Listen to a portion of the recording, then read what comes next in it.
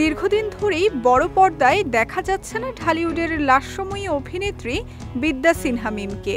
সেই ২০২২ সালে রায়হান রাফি পরিচালিত দামাল সিনেমায় সবশেষ দেখা যায় তাকে। তবে মিম এই মুহূর্তে সিনেমার পর্দায় না থাকলেও সামাজিক যোগাযোগ মাধ্যম দিয়ে ভক্ত অনুরাগীদের মাঝে সবসময়ই সরব থাকেন।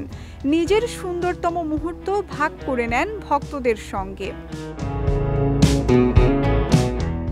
মিম ঘুরে বেড়াতে ভীষণ পছন্দ করেন, একটু সময় পেলেই বেরিয়ে পড়েন দূরে কোথাও। আর এই ঘুরে বেড়ানোর মুহূর্তগুলো জানিয়ে দেন তার ভক্ত অনুরাগীদের। এবারও দূরে কোথাও বেরিয়েছেন মিম। সম্প্রতি তার ঘুরে বেড়ানোর আনন্দঘন মুহূর্তগুলো সামাজিক যোগাযোগ মাধ্যমে পোস্ট করেছেন অভিনেত্রী।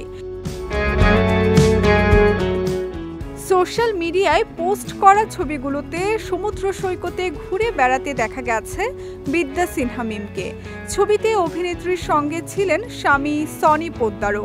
মিমের সেই ছবিগুলো বেশ পছন্দ করেছেন ভক্ত অনুসারীরা, করেছেন সুন্দর সুন্দর মন্তব্য।